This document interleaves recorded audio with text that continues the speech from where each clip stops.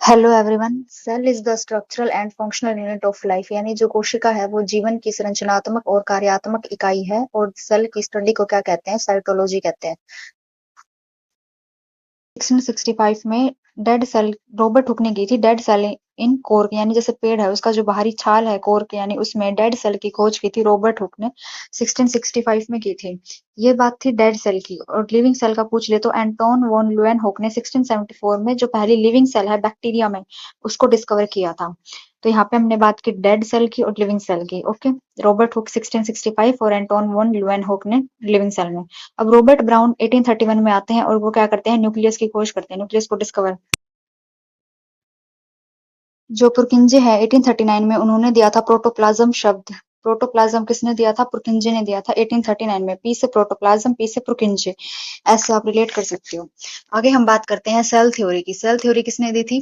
Cell theory proposed by Schleiden and Schwann, यानी जो cell theory है वो दी थी शिल्डन और स्वान ने 1838 टू 1839। इस थ्योरी में क्या कहा गया था कि जो सभी पेड़ पौधे जीव जंतु है वो किससे बने हैं? कोशिका से बने हैं। तो सेल क्या है? फंडामेंटल यूनिट है लाइफ की। नेक्स्ट हम आगे देखते हैं। इसी में थोड़ा मॉडिफिकेशन किया। फर्दर कौन आता है? इसके बाद में आते हैं रुडोल्फ विर्चो आते हैं और इसमें थोड़ा सा चेंज करते हैं, संशोधन करते हैं 1855 में। और उन्होंने एक टर्म दी, मतलब ओमनिस सेलुला ई सेलुला। इसका मतलब क्या है कि जितनी भी सेल्स है जो अब एग्जिस्ट कर रही है वो किससे बनी है? वो पहले जो एग्जिस्ट कर रही थी सेल उससे बनी है। यानी जैसे एक सेल उससे ही फर्दर आगे नई सेल्स बनती जा रही है, यानी प्रीवियस सेल से ही नई वाली बन रही है। लेकिन इसका एक एक्सेप्शन केस है, यानी कि जो विषाणु है does not follow cell theory, यानी वायरस कोशिका सिद्धांत का पालन नहीं करता। तो चलिए बात करते हैं जो स्मॉलेस्ट सेल है, सबसे छोटी कोशिका कौन सी होती है? माइकोप्लाज्मा। और सबसे लार्जेस्ट कौन सी होती है? शुतुरमुर्ग के अंडे यानी ऑस्ट्रिच एग। और लॉन्गेस्ट होती है न्यूरॉन, जो ब्रेन में होती है, नर्व सेल जिसको कहते हैं, यानी ब्रेन तक ये सिग्नल पहुंचाती है। Smallest cell in human body वो होती है आरबीसी या फिर स्पर्म। नेक्स्ट हम बात करते हैं सेल के टाइप्स के बारे में, यानी कोशिका कितने तरह की होती है। दो तरह की कोशिकाएं मेनली होती है, जैसे प्रोकैरियोटिक और यूकैरियोटिक। प्रोकैरियोटिक और यूकैरियोटिक में क्या क्या डिफरेंसेस है, तो चलिए वो देखते हैं। न्यूक्लियस के बेस पे देखें तो जो प्रोकैरियोटिक होते हैं उनमें होता है अनडिफाइंड होता है, यानी न्यूक्लियस होता ही नहीं वहां पे। और यहाँ पे होता है वेल डिफाइंड और प्रेजेंट होता है इस वाले में, यूकैरियोटिक में। यहाँ पे जितने भी ऑर्गेनल्स है वो मेम्ब्रेन वाले नहीं होते, इसमें नहीं होते, लेकिन यूकैरियोटिक में प्रेजेंट होते हैं। जैसे माइटोकॉन्ड्रिया है उसकी मेम्ब्रेन है। राइबोसोम इसमें 70s टाइप का है और यूकैरियोटिक में 80s टाइप का है। एग्जांपल्स की बात करें तो बैक्टीरिया, ब्लू ग्रीन एल्गी जिसे साइनोबैक्टीरिया भी कहते हैं, ये प्रोकैरियोटिक में आएंगे। और जो प्लांट्स, एनिमल्स, फंगी है ये आएंगे यूकैरियोटिक में। तो ये था हमारा इसके डिफरेंशिएशन।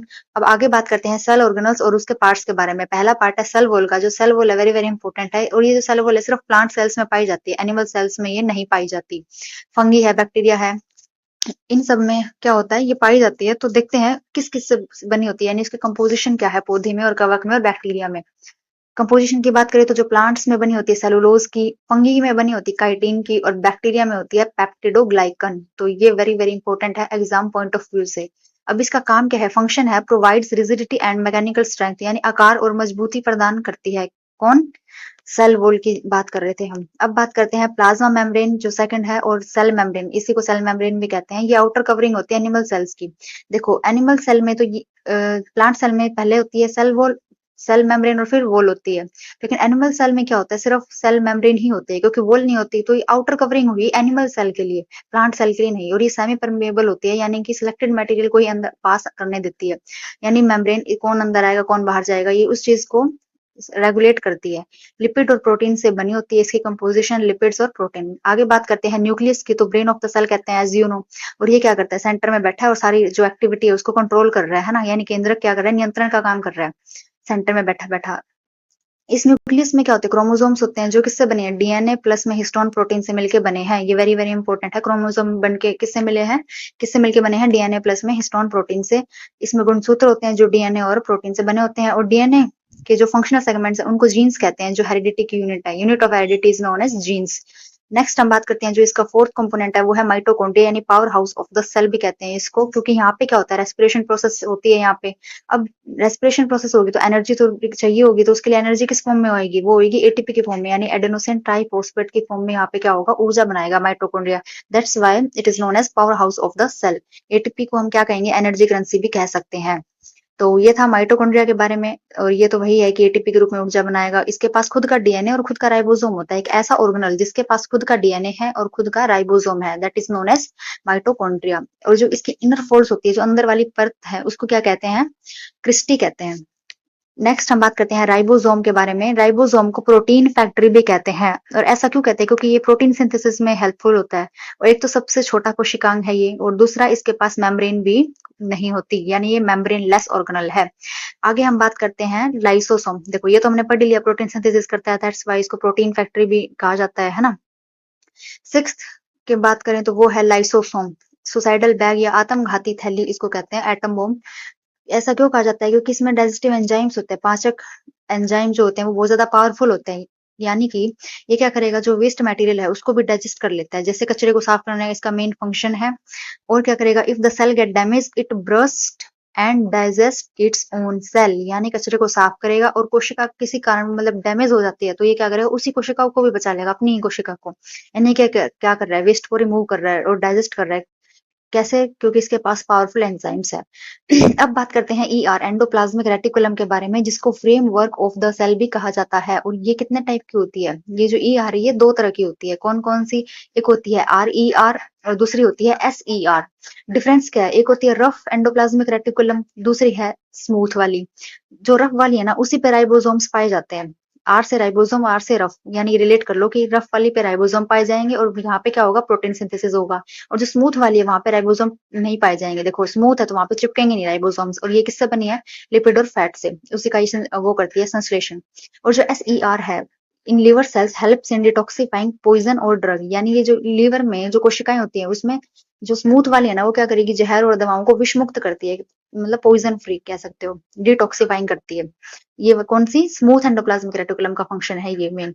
आगे हम बात करेंगे गोल्गी अपरेटस के बारे में। अब ये क्या करेगा, ये ट्रैफिक कंट्रोलर के रूप में जाना जाता है, और इसकी डिस्कवरी किसने की थी? कैमिलो गोल्गी ने। देखो गोल्गी अपरेटस, गोल्गी, और इसका काम है पैकेज करना पदार्थों को और उसको डिस्पैच कर देना, यानी कि एक जगह से दूसरी जगह भेज देता है, परिवहन करता है, ट्रांसपोर्ट। नेक्स्ट हम बात करेंगे प्लास्टिड के बारे में। ये क्लोरोप्लास्ट, क्रोमोप्लास्ट, इसमें हम देखेंगे। क्लोरोप्लास्ट बेसिकली कलर बताता है, ग्रीन कलर पिगमेंट, जो क्लोरोफिल भी कहते हैं, किचन ऑफ द सेल भी इसको कहा जाएगा, क्योंकि ये फोटोसिंथेसिस की हेल्प से फूड बनाता है। नेक्स्ट हम देखेंगे क्रोमोप्लास्ट। क्रोमो यानी कि कलर।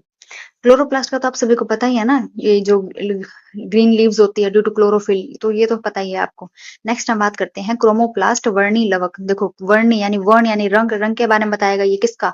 फलों का, फूल का, और जो सब्जियां वगैरह है उनके रंग के बारे में बताएगा। जैसे कि it provides colour to flowers and fruits. जैसे टोमेटो का जो रेड कलर है ड्यू टू लाइकोपिन, वो किस पिगमेंट की वजह से होता है? वो लाइकोपिन की वजह से होता है। ये क्वेश्चन भी पूछा जा सकता है कि टमाटर का लाल रंग किसकी वजह से होता है? लाइकोपिन की वजह से।